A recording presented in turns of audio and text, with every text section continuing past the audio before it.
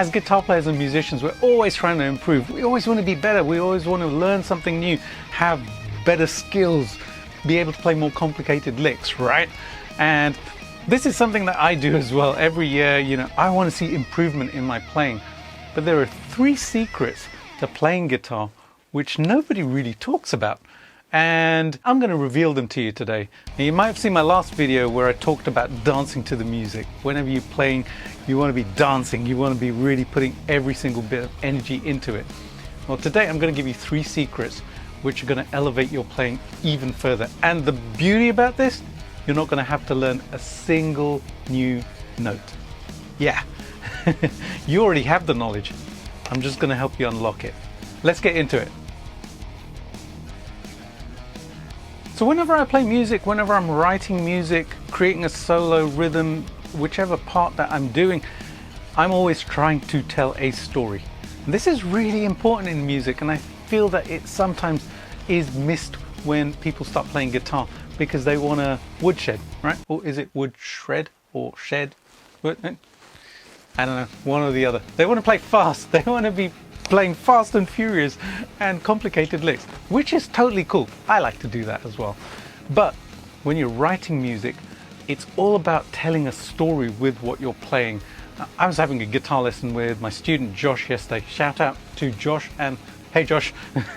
And he'd asked me before the lesson to teach him some licks because he wanted to start improving his improvisational skills and just jamming along to people and to tracks. And rather than actually just teaching him a bunch of licks, I actually gave him my philosophy on how I actually create solos, how I create rhythm parts as well, which was I tell a story with them. Like any story, there's a beginning, a middle, and an end in my music. I've done this for years and years and years. Why have I done this? Well, initially I was inspired to play music by soundtracks. It was soundtracks which actually got me into it, and specifically these 2 soundtracks. Yep, Top Gun and Miami Vice. I listened to them over and over and over and over and over again, and it was the rock tracks which really resonated with me. Hence, I became a rock guitar player. But each time I listened to one of those tracks, in my mind they were connected to an image, they were connected to a scene, and this really put them into context. They actually started to tell a story. So when I started to write music, it was always about that. I was always trying to tell a story. There was always a progression in what I was doing. And if I came to the end of writing a song and it wasn't telling a story, I literally would just scrap it, start again, or just shelve it. And there are probably CDs somewhere in my house which have a ton of tracks which I have never used because I listen to them and they don't actually take me on any journey. Now this is really important because what you do is you're connecting with your audience, you're connecting with the people listening to it. Whether you're actually doing a solo, whatever techniques you're using, sweep picking, fast picking, it doesn't really matter. But always tell a story with what you're doing. So like I said, start with the beginning. How are you going to get into it? And this is what Josh and I were talking about yesterday. Initially I said, well, how are you going to start your story? How are you going to start your solo? That's the beginning part. What do you want to say with that first part? And then from there, once you've actually started it, where are you going to take it? What's the middle section going to be? What is going to be the body of the story? Now, this is the place where you can go wild, because often I will start off relatively slow, go to the body of it and get pretty fast and furious and stuff. And during that time, I'm giving the audience all the bells and whistles, which is very, very cool. And then we get to the conclusion. How are we going to end the story? Really, really important. And while I was teaching Josh, he said to me, this is what I struggle with all the time. I don't know how to end. Well, there are various ways to end. You have to have an ending point, and you have to have a plan as to how to end the solo. And this solo that I did on the track Surfs Up is a perfect example. It has a beginning, a middle, and an end, and it basically takes you through a journey. Check this out.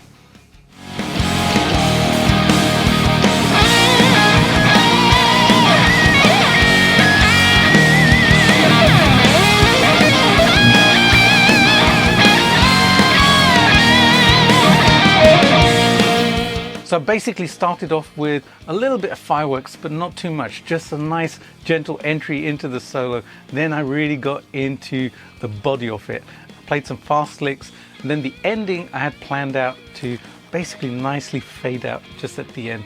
And I synchronized that with the next section of the song. So it worked really well, told my story, and that's it, I was done. Great solo. I think so anyways.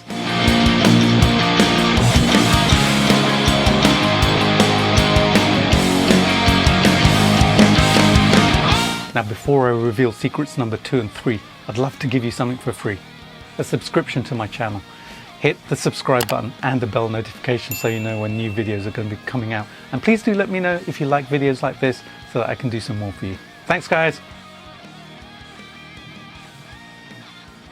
So when you're telling a story, you're having a conversation really. And that's what it's all about for me with music. It's about having a conversation. It's creating a conversation with what I'm playing. And this is something that you can implement in your playing. Now you don't have to learn anything new. This is the beauty of this. You already have the skills. Whatever skills you have, you can utilize them and just shape them to basically have a conversation. You're having a conversation not just with yourself, but with your audience as well. This is how people connect music to people, because people relate to it because it feels like they're involved in it. And what's the best way to involve someone in something? Well, have a conversation with them. So sometimes when I'm creating a solo, I'll be thinking that way. I'll be doing the call and response thing. I often do this with harmony parts, where I start off with a harmony part and then I go to a single guitar line, then I go back to a harmony part, and then I go back to a single guitar line.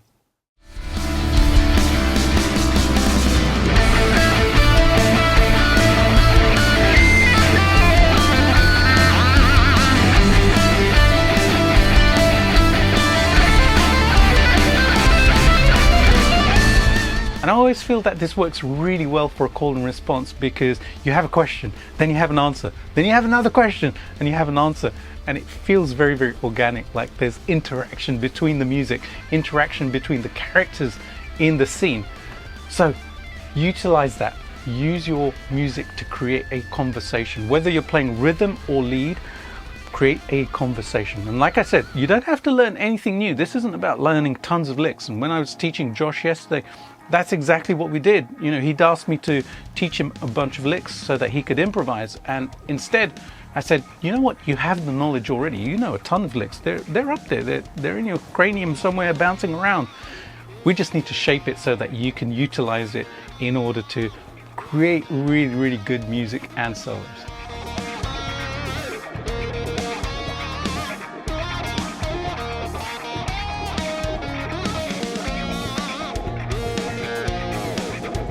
The third secret is to create contrast. Now, I'm going to reference a painting here. If you think about a painting, you have a canvas. Let's say it's a red canvas. Now, if you paint a red line through it, there's not going to be much contrast. You might use a different red and there might be a little bit of contrast. All right, now let's say you have a blue canvas and you put a red line right the way through it. That's going to show up much, much more. And this is something that I do as a musician and also when I'm mixing music as well, because in a mix, I need to hear everything. And I apply that same logic to playing. When I'm playing, then I need to hear everything and there needs to be contrast between the parts. This is something I learned from these two guys, Steve Vai and Joe Satriani. They are absolute masters of doing this, absolute geniuses at doing it as well. And the thing that I learned, especially from Steve Vai, was that, well, if I have a complex rhythm part going on, then I'm going to play a simple lead line over the top. If I have a simple rhythm part going on, then I can do complex lead lines, because then there's contrast between the two. They're not fighting each other for attention. You're not trying to hear everything at the same time. The rhythm's doing this and saying, hey, hey, hey, look at me, look at me, look at me. And then the lead's going, no, no, no, no, look at me, look at me. You want to create that contrast so that everything has its place. And mixing, like I said, is the same thing. It's about balancing it out so that you can actually perceive everything when you're listening to the music. So when you're writing, think about how you're going to do this in terms of musical styles. I'll give you some examples of how to do this. So when you're playing rhythm, if you're playing a chug section, then follow up with some open chords. That change from the chug, chug, chug, chug, chug to the completely open chords, that's going to create contrast between the two sections. It's going to delineate the two sections as separate sections as well. And it creates a tension release kind of thing as well. If you just do chug, chug, chug, chug, chug, then more chug, chug, chug, chug, chug, it's the same thing. The person who's listening to the music has already heard the chugs, so give them something different, give them a contrast from what you're playing. Another good thing to do when you're playing rhythm is, let's say you're going from a clean section to a pre-chorus section. Go from clean to overdriven. That's a massive change. That pristine clean sound, and then you've got some dirt on your guitar. That's awesome. We all love that, right? Another great thing to do with a pre-chorus section is change the key when you go into it, so that you're going from one key in the verse section, then go to another key in the pre-chorus section, and when you get to the chorus, go back to the same key that you're playing the verse in. I've used that so many times. I love using that technique because it sounds so dynamic. With lead playing, it's the same. So if you start playing fast, then follow up with something slow, and vice versa. If you start off slow, then follow with something fast. A great technique that I learned from Andy Timmons was to just hold a note. Literally just hold it. Don't do anything with it in the middle of a solo. Yeah, playing something and then you just hold it. And what it does, it creates this anticipation for the next part. So when you go to the next part, there's a contrast with it. Then you can go to fast lick, doing some vibrato, whatever you're going to follow up with. Absolutely genius move. Very, very brave thing to do, especially if you're holding the note for a bar or 2 bars. Again, it's something I use in my own playing. I love doing that. Another technique I love using in my solos is to go from just regular 4/4 timing, whether I'm playing in 8ths or 16ths, and then going into triplet timing. I learned this from guys like Nuno Betancourt and especially Warren DeMartini. I did a solo some time ago where I was doing a Warren style lesson. You can go and check that out. I have a playlist of lots of lessons which you can go and check out. And I'll show you that right now.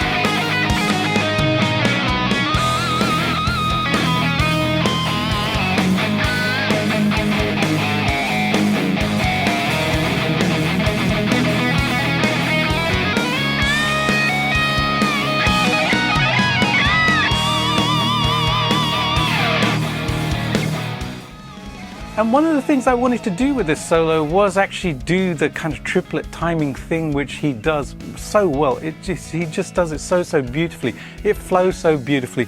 It changes the vibe of what you're playing and creates, again, a contrast between the two. And if you want to check out a solo which really shows this in action, go and check out Marty Friedman playing Tornado of Souls on the Megadeth album Rust in Peace. Absolutely incredible solo. I have loved it since the album came out in 1989 or whatever it was, 1990. I don't even remember. It was a long time ago. But what a genius solo. He starts off slow, just kind of like does his thing, builds it up, builds it up, builds it up, goes to the fast lick, and then he ends. And it's just such a great exhibition of what I'm talking about creating contrast in your solos.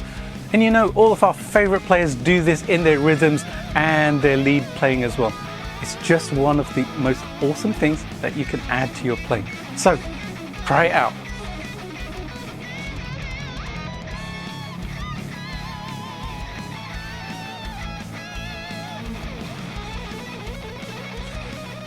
And I have a bonus tip for you today as well. Wear a shirt like this guy. Not really. Bonus tip for you today as well, which is to play what you know really well. You don't have to learn lots of different stuff in order to play well. If we think about blues players, they weren't the most technically advanced compared to the players of today. You know, there are kids who can run circles around most of us today. You know, we can't even conceive about how they play because their skill level is so technically incredibly high, you know, and that's absolutely great. That's absolutely phenomenal, and there's a place for all of that. But whatever your skill level right now, play it really, really well. Play it to the best of your abilities. Play it to your 100%. Because if you utilize that in order to create music, to improvise with people, to jam with people, then what you're playing is going to sound absolutely amazing. For all of the rest of the stuff, there's always another minute, another hour, another day, another week, another month. Like I said at the beginning, you know, I'm always trying to improve my guitar skills. So if I can't do something right now when I'm recording and perform it really well, that's no big deal for me. I'll do it later. I'll learn it. I'll basically practice for the next few weeks, months, whatever it takes.